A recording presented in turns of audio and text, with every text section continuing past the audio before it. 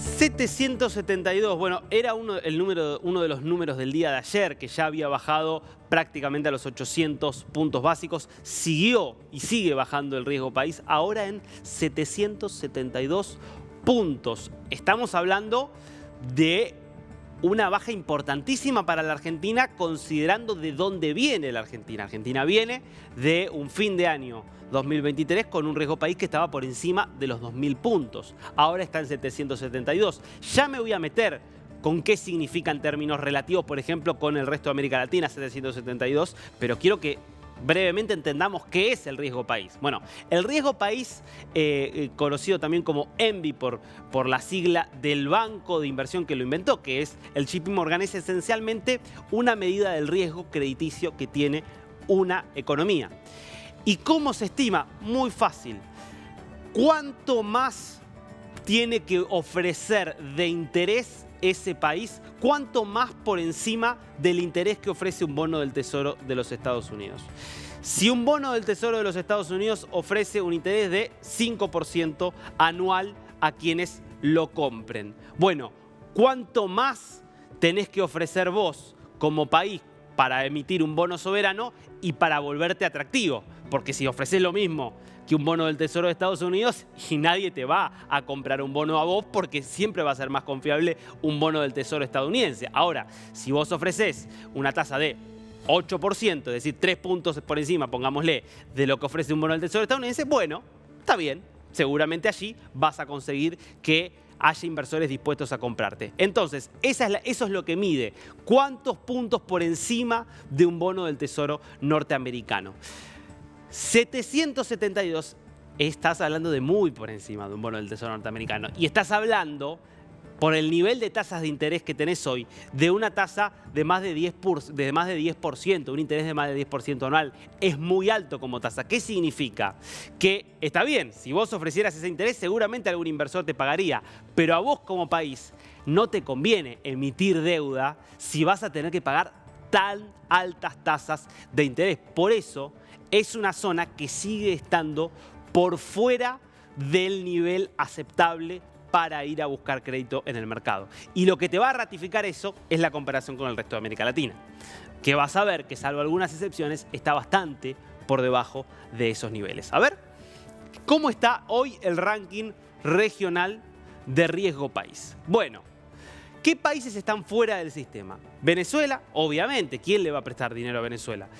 Es como un número casi de fantasía, es como podés ponerle cualquier número. Acá es 20.112 puntos, pero es un número en el cual básicamente ningún inversor va a estar dispuesto a prestarle plata a Venezuela, porque no hay ninguna forma de confiar en que Venezuela pueda pagar esa deuda, pagarte intereses y después devolverte el capital cuando corresponda. Llamativo lo de Bolivia, ¿eh? Atención con este número. 1942 Bolivia. Bolivia hace 2 años tenía un riesgo país de 100, 200, 300. Podía estar quizás cerca de 400 según los momentos, pero bajo ningún concepto 1900. Esto habla de lo delicada que están viendo los inversores, que es la situación en Bolivia, no solo por las tensiones políticas, por la guerra entre Evo Morales y Luis Arce, sino aquí lo que hay que entender es que Bolivia se quedó sin dólares, se quedó sin gas, que era su fuente de dólares. Al no tener gas y al no tener ninguna fuente alternativa de dólares, lo que está viendo el mercado es: si yo te compro un bono, si yo te presto plata, ¿cómo vas a hacer vos para poder devolvérmela si tu única fuente que tenías para generar dólares no está más presente, o por lo menos se está agotando, que es el gas natural? Bueno, esto explica 1942 puntos de riesgo país, que significa nadie te va a prestar plata en el mercado. Después puede aparecer Rusia o China y prestarte plata, pero ahí es un préstamo político, de la misma forma que Hugo Chávez prestó dinero en buena parte de América Latina, con tasas bastante altas, hay que decirlo, pero lo hizo. Claro, ahí ya no son criterios económicos, sino criterios políticos. Fíjate el número de Ecuador. Es un número muy alto. Claro, Ecuador es un país que, al igual que la Argentina, está en un entendimiento con el Fondo Monetario Internacional, entendimientos que han tenido que ser renegociados, pero esto es notable. si uno analiza los últimos años, en distintos momentos Ecuador y Argentina han estado parejos en términos de riesgo país. Bueno, fíjate vos hoy, y esto es sin duda algo que festeja el gobierno de Javier Milei, y por eso se muestra y se pavonea de alguna manera allí al lado de Donald Trump y recibe elogios de Trump y demás. Que hoy el riesgo país de Argentina sea prácticamente la mitad del riesgo país ecuatoriano, bueno, eso habla de que hoy el mercado cree que efectivamente Argentina está llegando o se está acercando a una posición sólida o lo suficientemente sólida como para volver a pedir prestado. Ahora, si nos vamos de esto que es la zona de conflicto, lo que podríamos llamar la zona de los países que están en rojo, vamos a la zona de las economías más o menos normales. Y ahí te encontrás que no hay riesgo país que esté por encima de 300 puntos. 300 puntos es una sobretasa respecto de un bono del Tesoro estadounidense que vos podés resistir como país, que es razonable incurrir justamente, pagar esa tasa a cambio de conseguir financiamiento. Es un nivel aceptable. Es el nivel, para seguir con la Argentina, es el nivel que llegó a tener Argentina en el mejor momento de la era Macri, 300 y pico. Es decir, en el mejor momento de la era Macri, que fue un gobierno que se endeudó y mucho en el exterior, es decir, que emitió mucha deuda, bueno, lo hacía porque el riesgo país estaba en estos niveles y creía que iba a poder. Claro, se endeudó tanto, no estaba lo suficientemente sólida la situación fiscal que en determinado momento se desmadró y tuvo que ir a pedirle ayuda al Fondo Monetario Internacional y desde ese momento el riesgo país volvió a dispararse. Después, México, 295 puntos, Brasil, 199, Perú, 149, Paraguay, 147. Impresionante lo de Paraguay, ¿eh? País chico, país que claramente no es rico, que tiene obviamente recursos limitados, pero que viene sosteniendo una misma política muy prudente en materia fiscal, muy prolija en cuanto a su administración, de bajos impuestos, de condiciones favorables para hacer negocios. Y bueno, es un país que entonces es confiable. La verdad es que un inversor sabe que si le presta plata a Paraguay, y no importa qué pase con la política, lo más probable es que Paraguay devuelva.